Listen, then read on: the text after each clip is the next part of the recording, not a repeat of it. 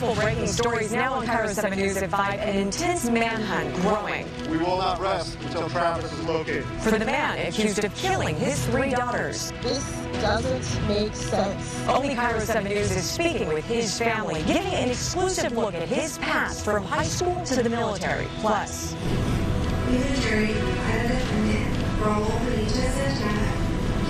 a man found guilty of killing a state trooper. We're breaking down the final emotional moments of his trial. and the Washington man accused of being an accomplice in a fertility clinic bombing. 6 packages had been shipped from the Seattle area. Authorities explain how he evaded capture for weeks. Cairo 7 News at 5 starts right now. Only on Cairo 7 News at 5, the aftermath of a devastating crash captured in just released body camera video. You all right, baby? Hello? A car flies off an overpass onto drivers below. See how first responders handled it. Plus, white smoke telling the world Habemus Papam. we have a new pope, the first American pontiff in history. I hope it brings more Catholics to America. We look at Robert Friese's journey from Chicago to Peru to Pope Leo, his views and what it could mean for the future of the church. And one of the richest men in the world giving his fortune away will tell you where Bill Gates' money is going. Tracking more sunshine, but we have big changes on the way for Mother's Day weekend. Pinpointing the rain moving in hour by hour. Plus, 13-year-olds caught carrying machine guns. More kids are pulling the trigger. Because there are no consequences. Cairo 7 investigates where they're getting these guns and what can be done to stop this tragic trend. Working now on Cairo 7 News at 5, a stabbing spree in Seattle. Police calling it completely random. This is a horrific tragedy, a mass casualty event. 10 victims in 2 days. The area under high alert. Plus, Running and racing. New video takes us inside this street takeover in Tukwila. Washington's whooping cough outbreak approaching a record, the huge surge in cases and what's driving it. An animal shelter exodus. Workers walking out demanding better conditions or taking their concerns to the CEO. Plus, scammers taking over Facebook and reposting your content. The whole thing has been like just a nightmare. How they're using you to con friends and family out of money. This is Cairo 7 News at 5. Tonight, a primary showdown in Western Washington. As you decide who defines our state's future. Our streets need to be safe for everybody. People want real solutions to the problems we're facing. The governor, attorney general, and seats in Congress all up for grabs. This is going to be a pretty big year. Make your voice heard. And we have you covered, tracking your biggest decisions before November. Cairo 7 special primary coverage starts right now. But we do begin at 5 with video just into the newsroom and the growing manhunt for Travis Decker. This ring video here shows Decker picking up his 3 daughters from their mother's house Friday afternoon. The sheriff's office also releasing 2 new photos of him. Decker has now been on the run nearly 48 hours. There is a $20,000 reward out for information leading to his arrest. Authorities believe he may have kidnapped and murdered his daughters, 9-year-old Peyton, 8-year-old Evelyn, and 5-year-old Olivia. The Chelan County Sheriff's Office is now giving us an update on that search, and that's going to happen within the next hour. And that news conference is in Wenatchee. It's supposed to be around 6 p.m. You can, of course, watch it right here. Carson's Brandon Thompson will bring that to us live, and he is in Wenatchee tonight. Brandon, the community is just really feeling the loss here for these girls. Cairo 7 talked to Brandon's father, Travis Decker's father, today. He told our sister station in Wisconsin his son's mental health struggles actually started after an Army tour in Afghanistan. We also heard from a fellow soldier who told us Travis Decker was an Army Ranger who trained for 2 years at JBLM. Now, to be clear here, nothing will ever justify the horrific murders he's accused of committing here, but we are getting a clearer picture of what's behind his family's concern surrounding his mental health. Okay, so as we anticipate an update from authorities, we want to just quickly go over how this investigation has unfolded. So the girls were first reported missing 9:30 p.m. Friday. That was when Travis Decker failed to return them to their mother. Then Chelan County deputies spent Saturday searching motels, hotels, campgrounds, came up empty-handed. So they consulted with Washington State Patrol, decided not to issue an Amber Alert. That takes us now to Sunday. Decker failed to show up at his job as a carpenter doctor's apprentice. And then finally, crews finding the girls' bodies Monday night at a campground near Leavenworth. Support is just pouring in for the girls' family lately. A verified GoFundMe has raised more than $500,000 so far. At this time yesterday, by the way, it was $190,000. According to the fundraiser, all that money is going to go directly to their mother. We have a link to that website on ours. Find it on KIRO7.com. Breaking right now on KIRO 7 News. Just a massive series of explosions shuts down I-5 and sends effects rippling across the sound. You are looking at the moments a truck carrying liquid oxygen detonates on I-5. The good news tonight, the driver of that truck is okay. Thanks for joining us. I'm Monique Minglavin. And I'm Gary Horker. Now, you're taking a live look here at the scene of that explosion from Chopper 7 overhead right now. Within the last hour, the southbound express lanes on I-5 have been reopened. But right now, all of the main southbound lanes, usually very crowded at this hour, are still closed. And that closure is taking its toll on the entire area. We're going to take a live look now from the WashDOT cameras. You could just see, look at that gridlock. How far back these traffic jams go, continuing at this hour. This started at 1:10. Right now, crews are still working to clean up the roadway and make sure it is safe for drivers. Now, we have team coverage for you tonight on the lasting effects of this explosion. But let's start our coverage with KIRO 7's Jake Chapman, who just got a brand new update from firefighters and from state troopers. Jake? And breaking right now at 5, we have new video just into our newsroom showing one of 5 random stabbing attacks this afternoon in the Chinatown International District. Today's attack left 4 people fighting for their lives at Harborview Medical Center in what police are calling a completely random attack. This one happened around 2 p.m. near 12th Avenue South and South Jackson Street. That is in the Chinatown International District, and it adds to an already violent 2 days for that neighborhood. Over the last 38 hours or so, we have had 5 other stabbing incidents. KIRO 7's Eric Thomas is live at that location right now. Yeah, so Eric, we just got a look at some pretty crucial evidence in this case. It's breaking news we've been following all day. A student shot outside Garfield High School in the search for the gunman who did it. Seattle Mayor Bruce Harrell speaking just minutes ago. The bottom line is we have too many guns on our streets.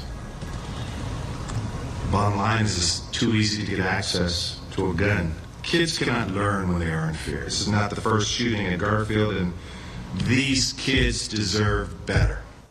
There are a lot of questions still unanswered, and we're working to get more information right now. Yeah, top of mind, the condition of the student who was shot. Now, KIRO 7 is bringing you live team coverage on this rapidly developing situation. Samantha Lomibao is hearing from worried parents reuniting with their kids. But first, let's get to Bridget Chavez. She's live outside Garfield High School right now. She's been there all afternoon. So, Bridget, you're getting some information about the shooter. Right now on KIRO 7 News. And we begin at 5 with that breaking news out of Mason County. A large brush fire threatening several homes. All of this happening off of East McEwen Prairie Road. And you can see in this video just how big these flames are getting. Thank you for joining us. I'm Aaron Wright. And I'm Gwen Baumgartner. We want to pull in KIRO 7's Elle Thomas. She is tracking the very latest from Live Desk. Elle, what can you tell us? Yeah, so right now information is still pretty limited. Mason County Sheriff's Office only saying multiple fire districts are quite literally going door to door right now telling people to evacuate. Now here's another look at those flames from a nearby road. And you can see at least one helicopter on the fire, those flames just continuing to grow. You can also see just how dry the grass and the entire surrounding area is. That can be very problematic as firefighters try to get this under control. Right now, crews asking people avoid that area where this is happening, adding at Mason Lake Road and Middleton Road currently closed. Neighbors tell us they're seeing at least 3 helicopters on scene along with several ground crews. Chopper 7 on the way to the fire right now. And so is KIRO 7's Bridget Chavez. We'll bring you updates just as soon as we get them. At the Live Desk, I'm Elle Thomas. Wow, Elle, thank you. Further south, another fire is burning homes and forcing evacuations. Firefighting efforts against the Tunnel 5 fire ramping up along the Columbia River in southwest Washington. If you have to go, especially in the gorge, you have to go fast. And sadly, we're only at the very beginning of our wildfire seasons. 10 buildings are destroyed so far, and more than 100 are at risk. This is all happening right across from Hood River. At least 1,000 people are under level 3 or go now evacuation orders. And we are getting a live look at skies getting hazier. This is about 20 miles west of that in Stevenson. The wind and hot temperatures only going to get worse over the next couple of days. So we are bringing you live team coverage on the major fire danger this 4th of July. Chief Meteorologist Morgan Palmer standing by with the smoke impacting our air quality. But first, let's get to Cairo 7's Frankie Canafaya. She has you covered on the red flag warning and just how quickly things can go wrong. Another winter storm is about to barrel down on western Washington, and it could coat parts of the area in ice. Now, just south of us, they're already covered. The damage was area-wide, from the east to the west. That storm bringing I-5 to a halt near Eugene. The question now, how bad this round will be for us? Now, ice is not the only concern. We could see some snow, too. Thank you for joining us. I'm Monique McLaughlin. And I'm Aaron Wright. This is a pinpoint alert day. It's possible we could see dangerous road conditions and power outages. That's on top of the damage the frigid temperatures have already brought us. The deep freeze lingering into Monday, leading to some serious problems with burst pipes across the region. Over the last 48 hours, we've seen them wreaking havoc everywhere. At SeaTac Airport, where they flooded the baggage claim, and this morning the same problem, causing delays at more than a dozen schools across the area. Cairo 7 bringing you live team coverage of the big threat ahead. Chief Meteorologist Morgan Palmer in the Pinpoint Weather Center, breaking down what you'll see where you live. And Brittany Tulis standing by with families forced out of their apartment right before the storm. But first, our Frankie Canafaya live in Yelm to show us the icy conditions. Frankie. Right now on Cairo 7 News.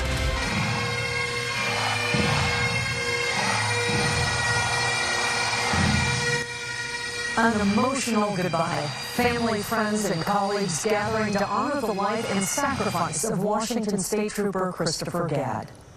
Why Chris? Why this kind, intelligent, humble trooper, brother, son, husband, father?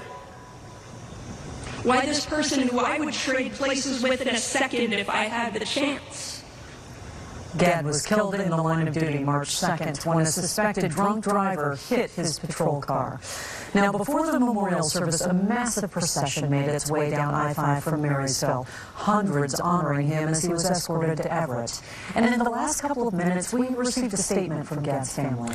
In it, they say seeing this memorial service filled with representatives from across the country was warming to their hearts. Cairo 7's Deborah Horn is live in Everett near Angel of the Winds Arena, where that memorial was held. And Deborah, a somber day, a heartbreaking day, truly sad for all those that Trooper Gadd impacted. We have new video from Drone 7 showing the wreckage of a small plane that crash landed in Bellevue. Now, we brought you this as breaking news this time yesterday. Both of the people on board okay, and you can see this plane all in one piece. And from this video, you can see it, and the NTSB is going to explain why. They experienced a full loss of engine power. They deployed the parachute and essentially floated down into the wooded area behind us. I mean, what a sight. We do have that video showing that exact moment as it came down relatively gently, according to the NTSB. That is a Cirrus plane, and they're always equipped with parachutes. It's something more aircraft manufacturers are starting to implement for this reason. Cairo 7's Priscilla Hogan went to the Newport Hills neighborhood, and she talked with people who saw this happen for themselves. They call it a miracle the plane didn't hit any houses on the way down. Still ahead, a car left charred after an explosive discovery. A bomb set off right underneath it. Loud. I mean, it was loud. It wake up the neighbors, his neighbor, the neighbor. And the owner almost gets blown up with it. At 6, he walks us through the very close call. It looks like something right out of a video game or The Fast and the Furious. I'm surprised it didn't land in my backyard. A driver flies into the sky, narrowly missing that shed. Hear what was inside the car when police found it. Coming up, a wild cat caught and captured in the suburbs. Oh! I thought to myself, I have no idea what that is. It's not normal. That's right. We break down the bizarre search and why this exotic animal was there in the first place. Wow. Still ahead, you think you're safe in your own backyard? This family was being watched like a hawk. I was just playing with my daughter, and I saw this huge bird just, coming for us. What? At 6, a bird expert explains why that hawk swooped in, why they've never seen anything like it. A truly wild story. Zebras break loose on the Washington freeway. I thought somebody was pulling my leg when they said it yesterday. I was like, come on, zebras? Right, well, 3 of them corralled, one, though, still on the loose. Their owner tells Cairo 7 how this happened.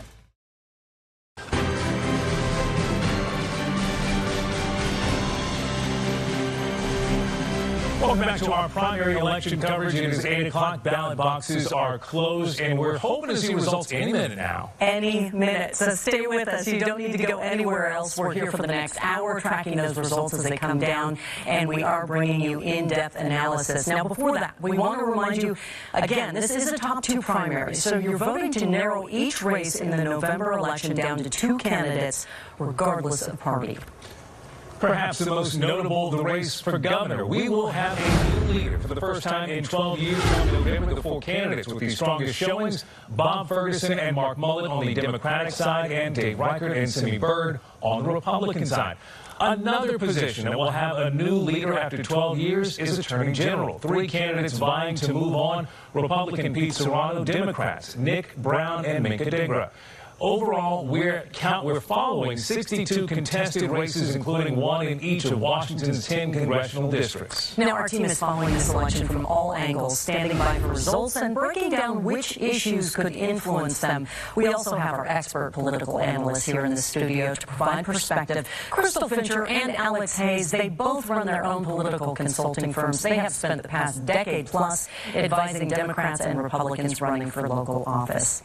Well, now that vote centers and drop boxes have officially closed, the real work begins. And Cairo 7's Madeline Onley live inside King Counties with a look at how this process is moving forward. Madeline. Yeah, it's a big hour here for election workers because right now, about a minute ago, they officially closed these drop boxes you see behind me. Now what these workers are doing is they are going in, collecting those ballots safely and securely, shutting this operation down and bringing those votes inside the King County Elections Office where they will be sorted and processed. And like you both said, we should start seeing results start to come out from this office within the next 10 to 15 minutes. Of course, the top concern here tonight, keeping your ballots safe. There are about 85 security cameras that are keeping tabs on this building 24 hours a day. All the processing areas are blocked off to those without proper access. Plus, every ballot is tracked during its journey. That's from start to finish. Your ballot takes many steps through this process to ensure that ballots are counted accurately and timely. And we really believe in radical transparency. So you don't have to trust or believe us. You can actually watch and process. Any voter can actually come down here to King County's office during open hours and then get a tour of how the processing works. They've also been live streaming the systems tonight up on the office's website.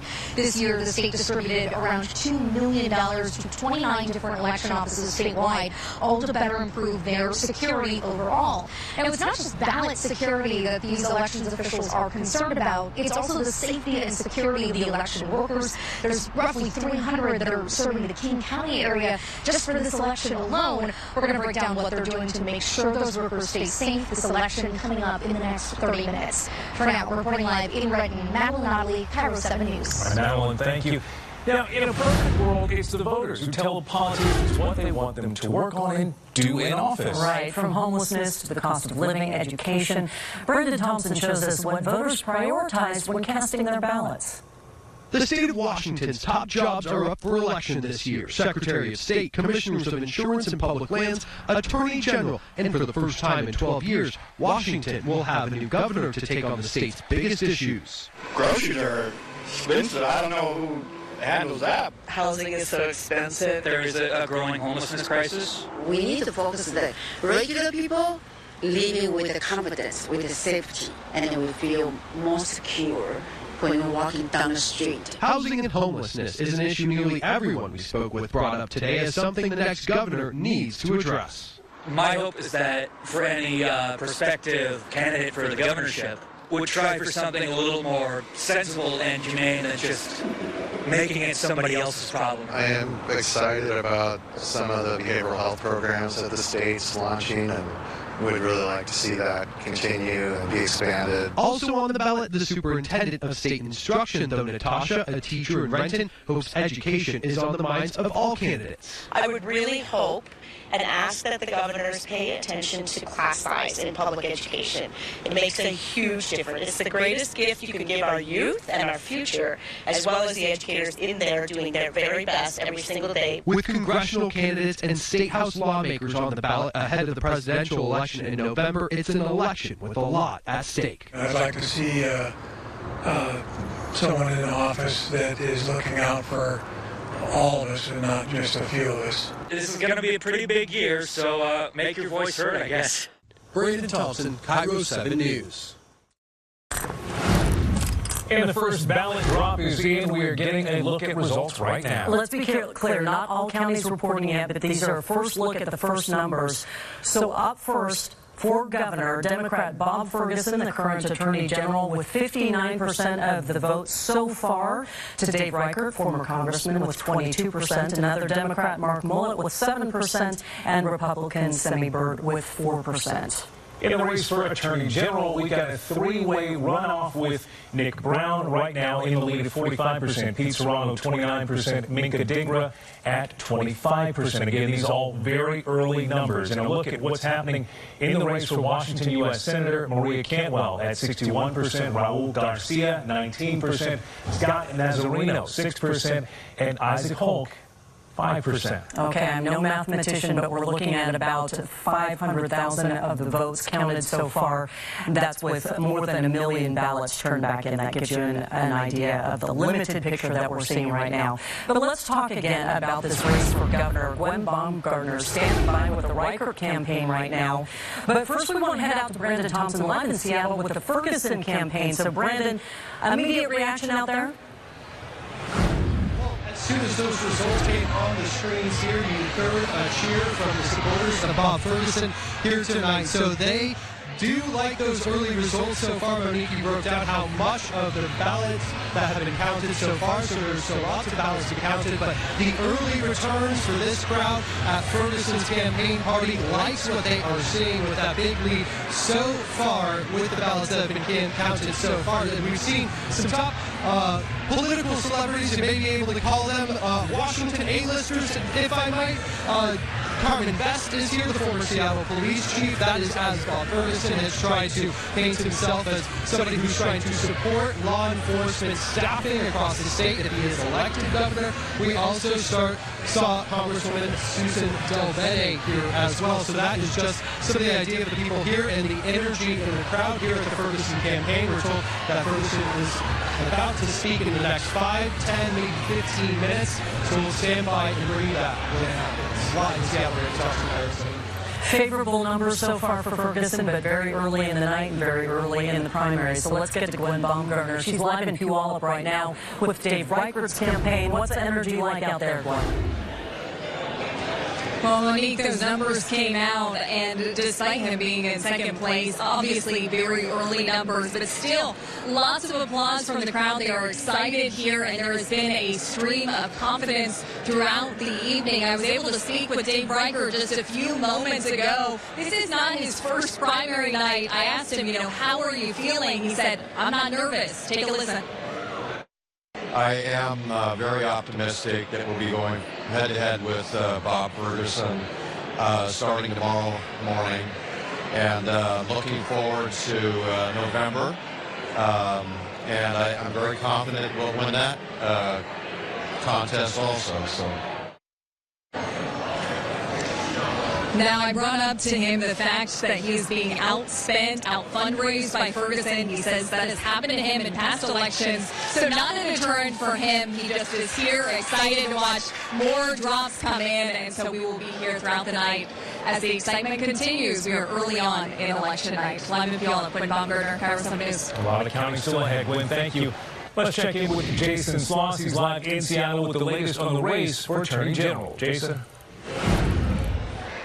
Hey there, we're at the Seattle West End where the AG candidate Nick Brown is holding a viewing party tonight. Give me a look. It's well underway. The candidate was down here earlier. We're told he stepped away to get a look at that first batch of numbers rolling in. Brown, a former U.S. Attorney for Western Washington, is going up against fellow Democrat State Senator Manka Dhingra and Pasco Mayor Pete Serrano, who's the lone Republican. And that likely could send him through to November as Brown and Dhingra fight for Democrat votes. Both say their experience makes them a perfect fit for the job. We caught up with them earlier today. Here's a little of what they had to say. So even as a senator, a lot of the work that I did was about statewide implementation, because we know what policies might work in King County may not be implemented in the manner in which they're intended outside of King County. So it is very important to make sure that we are taking a look at the entire state and how our policies impact individuals living outside of King County. No matter where I travel in the state, people usually bring up the same sort of core issues that they're concerned about. We want to keep on focus our people, how to keep people safe. There's lots of things we need to do to reduce gun violence, the fentanyl crisis that we're facing, keep people safe from discrimination. I'm really excited about running the best public law firm and making sure the legal services that we're providing are the best in the state. And we hope to hear from Brown shortly as those first numbers come rolling in. Live downtown, Jason Sloss, Colorado 7 News. Jason, thank you. Let's bring in our political consultants, Crystal Fincher and Alex Hayes. Crystal, we're seeing the first batch of numbers come in. Anything surprise you? I think the results for Democrats are looking excellent. Using the bar that Alex Hayes set at 50%, we're looking really good right now. I think a couple of races look like they could have two Democrats.